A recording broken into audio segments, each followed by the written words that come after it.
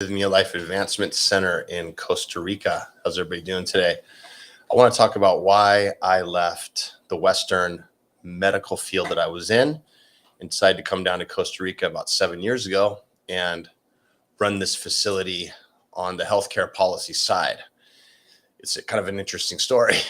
I was trained in medical anthropology as an undergrad, and then I got a public health master's. Went to UCLA and did research in prenatal diagnostic screening procedures for Latin American women. Worked in women's health for a long time, managed an outpatient OBGYN clinic in Westwood, and then worked for a place called the Pacific Institute for Women's Health, which was a research think tank and an advocacy group for women's health issues. And I was involved in a lot of different research studies. And then I also applied to medical school and decided not to do that because of insurance malpractice, costs, and managed care. Back in the early 90s in California, it was a little rough, still is a little rough, but a lot has changed since then. And then I went and worked for the Department of Health in Hawaii and worked with high-risk Native Hawaiian families that were struggling with lots of different issues. And that was where I really learned that there's a cultural component and a belief system that surrounds healthcare that's very important to recognize for overall healing. And I decided to get my doctorate in psychology, and I ran a facility while I was in grad school called Passages, which is a drug and alcohol rehab. And I did my clinical pre-doc hours at various facilities, a drug and alcohol rehab called Chabad in West Los Angeles, and also Las Encinas Psychiatric Hospital, and also a place called the Sexual Recovery Institute in Beverly Hills that worked with nonviolent sex offenders. And I learned by working in all these different patient populations, whether it was women's health with a lot of trauma and working with adolescents in Hawaii that had trauma, and also working in addiction, which is trauma-based, and also dealing with all the different situations that I worked at in the hospital. Got my postdoc hours also at Las Encinas and in a practice working with a licensed psychologist who was supervising me in Pasadena. And the theme for all these people that I worked with was trauma, dissociation. There's personality disorders, which are diagnoses that psychiatry and psychology don't believe that people can actually get over or change. I was never really 100% on board with that sort of belief back then, but I really am not now, because I see the root cause of what these things are, and I've seen how to work on these things in a way that's productive. Now, the hard part about all these issues that people have, and that you guys I'm sure have too, with depression, anxiety, some addiction issues, some PTS, and all the different trauma-related issues and dissociations that happen in people that are empaths, and all this different sort of stuff that we deal with.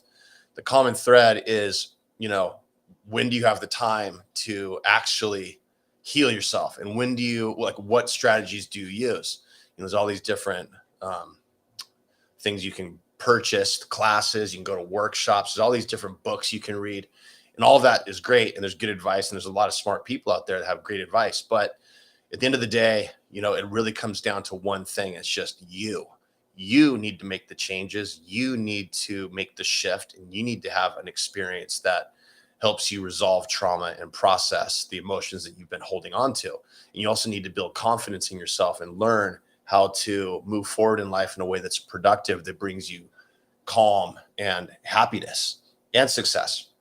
And so that's a tall order these days, especially when the world is hell bent on preventing you from doing this.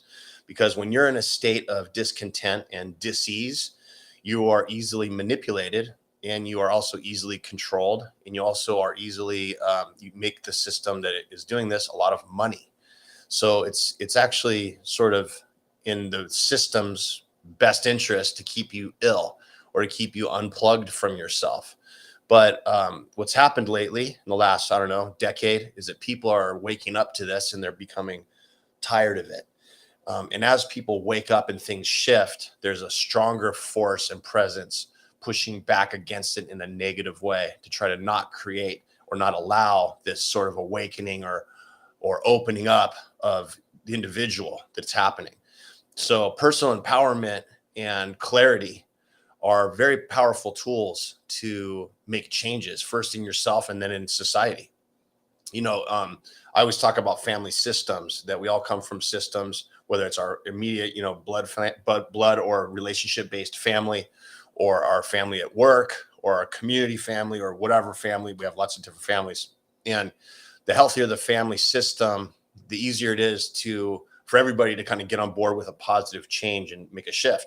But the more unhealthy the system is, the harder it is when you make a positive change for yourself and go back to that system, because there's rebellion there. Because if you've changed and improved, then the other people in your system, they have to look at themselves too, because their role is going to shift. And so the healthy ones are on board with that shift. The other unhealthy are not. So how do you deal with all this stuff that comes at you? How do you reset, regroup, and connect back to like who you really are as an individual? Well, you can do what I used to, when I was back in Los Angeles working with people in a practice. You can come see a therapist for 10 years, 5 to 10 years. You can get on some meds, which meds are helpful for some people. Absolutely. And you can try to do all these different things that people suggest for you, like meditation or, holistic practices, and, just basically exercise too is really good, but things are expensive. Time is short. Everybody's busy. We all have kids or responsibilities that we're dealing with. Right. And so there needs to be a time that you can regroup and get a break from what's happening in your life and focus on yourself. And a common theme that I see when I do the intakes on people down here at Rythmia in Costa Rica, when they first get here on the weekend, we talk to everybody individually. We see how they're doing and what their goals are. And a common theme is that they say, I've never done anything for myself. I've always done things for everybody else. And it feels uncomfortable to be here where everybody's doing things for me to help support me and let me do my own work. And how interesting is that, right? Like, it's really hard for a lot of us to accept help and support from people, because that's what we're usually doing, right, for everybody else. And we're not used to it. It's unfamiliar. But if you can ground yourself enough to allow this work to happen, and allow you to be supported, and allow you to get things that you need so that you can go deep and you can connect with yourself and you can do the work, you're going to receive the most amazing gifts ever. You're going to really connect with yourself and plug into who you are. And you're going to heal the trauma you have, and you're going to heal these so-called disorders that you've been labeled with probably for lots of, many years. So why can I say this with authority? It's because we've had over 10,000 people do this here. We've been open for a while, several years, and we've had over 10,000 guests come through here with all these different situations, all these things that they're dealing with in life. And they come here and they focus on themselves. And it's a really great place to do it, because the staff are amazing and it's very comfortable. And you feel like you're at a resort, but you're at a place that's doing a lot of really deep work. Every single modality that we have here, whether it's the classes or the body work or the plant medicine or the breath work or any of it, is all based on connecting you with your soul and having you heal yourself. So this is a beautiful place to come and regroup. And it's such a great experience for people that they come back, they come back once a year. And, that's not everybody does, but a lot of people do. Probably 35% of our guests come back regularly because they like this sort of touchstone where they can get back to who they are. And they bring their families and their family members, their friends, and it's just this amazing thing. We have a lot of people that bring their coworkers with them so they can all kind of be on the same page. So it's a lot happening down here. It's really exciting. I don't regret leaving the Western model I was in. It had a lot of really nice things to it that were helpful and would stabilize people. But I love the work here because it's actually resolving problems. It's resolving trauma. It's resolving the anxiety or the self-doubt or the negative rumination loops that people have that have depression. It's resolving these things. And we see it every single week. It's beautiful. So thanks for listening. I hope to see you guys soon. Call our 800 number and book your trip and come down here to Costa Rica. You won't regret it. Thanks for watching. Pura vida. Dr. Jeff.